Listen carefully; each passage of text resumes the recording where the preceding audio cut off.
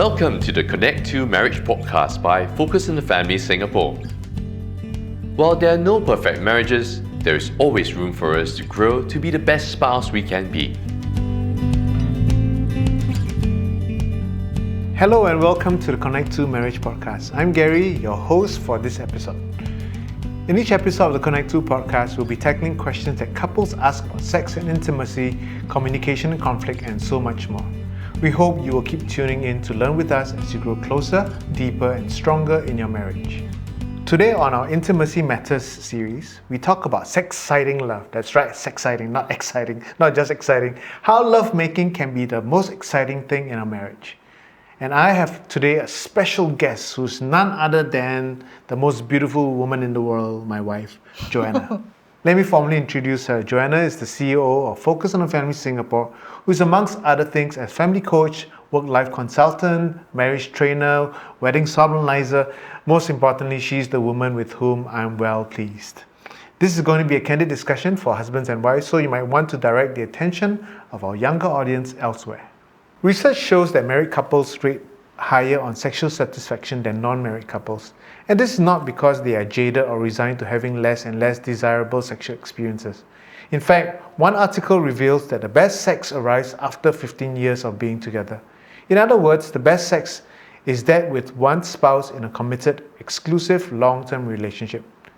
This seems quite unreal or almost absurd in today's world of endless options. What does exciting sex or sex-citing love look like?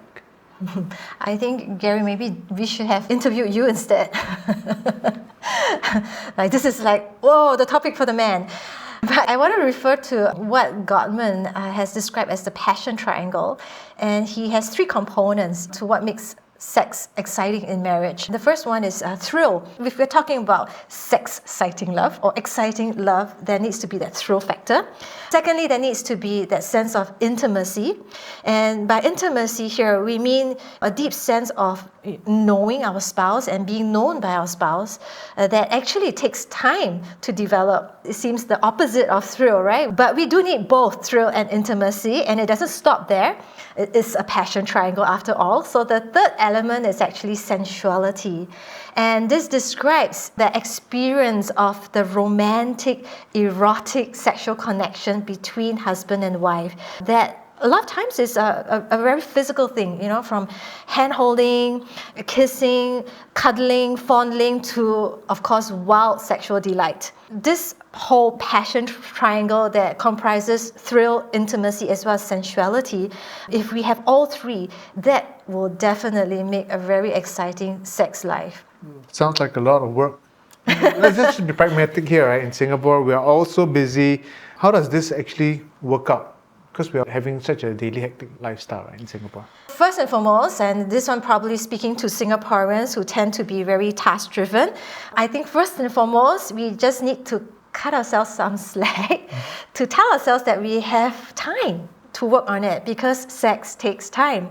Sex is as good as it gets in marriage. In fact, the best sex is in marriage. So don't go looking elsewhere. Commit on improving your sex life in marriage. And when you do that, pragmatically, the first thing you need to learn to do, since we are, efficient, task-driven Singaporeans, we need to plan to have good sex. There's a time for everything, right? In fact, I put it in my calendar because that's what runs my life. And when I schedule sex in my calendar, obviously I don't put there sex with husband or lovemaking time. Be wise. Especially when your administrator and your other staff can see what in the world your calendar is going on. You don't need to let everyone know what's going on. Yes, okay. So use some code word or whatever, just time with spouse, right? But to you just need to know that it's intentional time set apart for sex, for sexual intimacy. Even though it's scheduled, it doesn't mean that sex doesn't need to be spontaneous. It just means that you have committed to create some space in your otherwise busy life to spend time to just focus your attention on your spouse, even your bodily attention.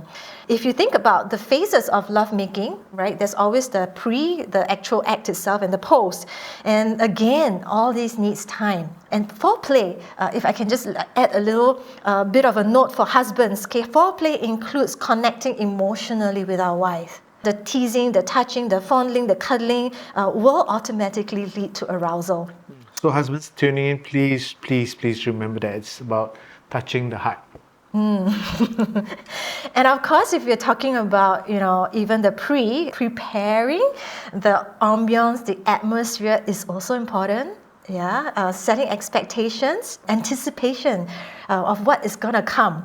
But even in the post of the act, we talk about afterglow. And in these phases of lovemaking, we need to plan it because we don't want to rush through the phases and rob our spouse of that pleasure. I think if at the top of our minds, we make it our mission, our priority to pleasure our spouse, we'll be, in fact, interested to know what is it that turns our spouse on or off, what makes their heart race, what makes him or her heart flutter. So in an earlier episode, we did talk also about how men and women are wired for sex differently. And in fact, neuroscience reveals that men have 2.5 times more capacity to think about sex. Whereas another medical research shows that women's skin is actually 10 times more sensitive.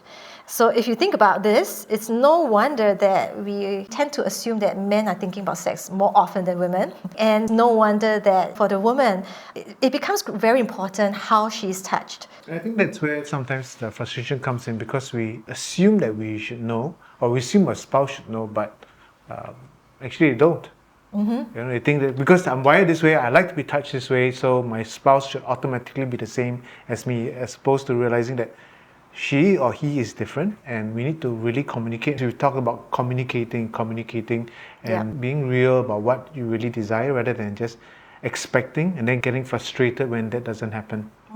Definitely. One of the things that I've learned when I made it my mission to pleasure my husband is that I need to make the effort to make sure that I reserve some energy for sexual intimacy, not just plan it into my schedule, to make sure that I come into that time of reserved space with my heart and mind prepared. I remember one of the things that we tried out, Gary, was Simply Romantic Secrets. It taught me, at least as a wife, how I can use our 5 senses to cater to my spouse's sexual desires and to help with sexual arousal. On this, if I can help the husbands out here, wives, it is important how you look when you're going to have that time of intimacy if you want it to be a really good, enjoyable time. Maybe we're not wearing that company t-shirt from like 20 years ago. I remember one of and then complaining, how come not ready, faster lah, all these things matter in creating the atmosphere. Yeah, and sometimes sexy lingerie does help.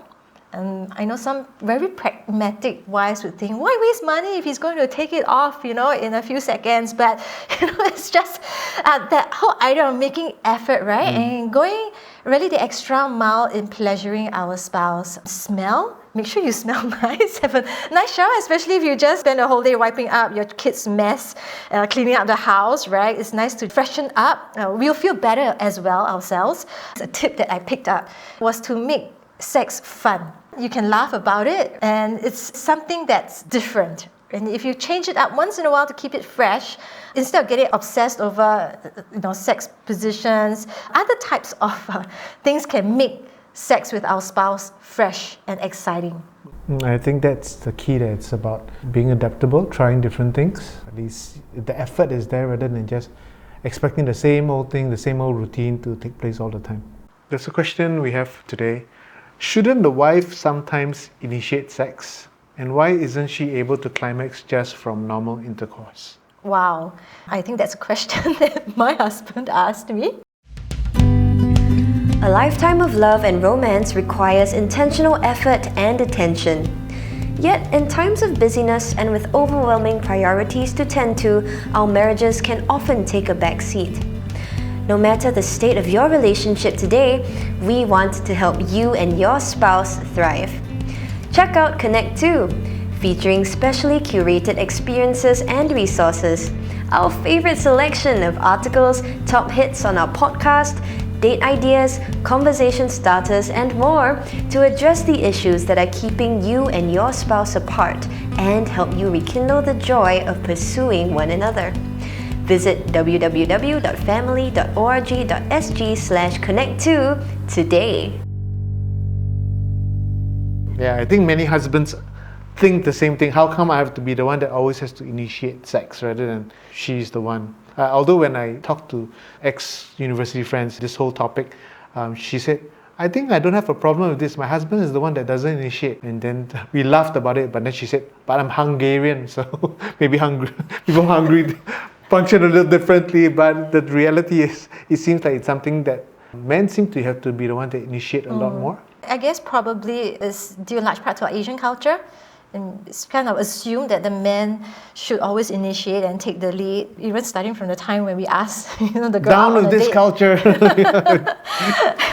There is really no rule book as to who should initiate sex, and we did talk about how culture, the media actually may sometimes play into it. Of course, these days the media might actually suggest that the sexiest women are those who take control in bed. At the end of the day, I think this is where again we need to articulate our sexual needs to our spouse, and that requires a really high level of trust in the relationship. For some couples, maybe a little bit more adventurous, but remember this: there's always a first time for everything. And that first time is typically awkward. But even in the first time, it does demonstrate the effort that we put in, our willingness to do something for the person we love. And coming back to, I think, your second question about why the wife isn't able to climax just from normal intercourse. Well, medically, most women, estimated maybe 2/3 of women, can't reach orgasm through intercourse alone, and they actually do need direct clitoral stimulation. At the end of the day, I think bottom line is this: the quality of our sex life is largely determined by the attitude and approach we take towards it, and that approach should be what we are willing to do to satisfy our spouse. So for husbands, it could be offloading household chores from your wife, being attentive when she's venting so that you can reach emotional connection quickly. But for wives, it could be maybe taking the trouble to dress up seductively for his eyes only, making room for your husband by sending the kids off to grandma so that you're not distracted. And not nagging. Not nagging, because that is a turn-off for the husband. Okay, but I think one thing I've learned, Gary, is that the whole relationship, everything is lovemaking. And a woman who feels really treasured by her husband will be more than willing to meet him between the sheets. And the husband who is sexually fulfilled will be more than willing to take a bullet for his wife. And that's real love and sex-citing love. Thank you, Joanna. The best sex is really within marriage. So focus on your spouse as your sexual partner. When we take the focus away from ourselves, it seems like it becomes easier to meet our spouse's sexual needs and keep the sex sexy. Well, thank you once again, beautiful woman. For listeners, if you are tuning in with your spouse, remember to take some 5 minutes at the end of this episode to share with your spouse one thing you do or would like to do to pleasure him or her. Remember to be open to listen to the feedback. For more marriage resources, you can visit our website, family.org.sg/blog. Also, don't hesitate to follow us on Facebook and Instagram for helpful family resources. If you have a question on marriage, you can message us on social media. Thank you for tuning in. Do follow us and subscribe to our Connect 2 podcast. Until next time, have a great week with your loved ones.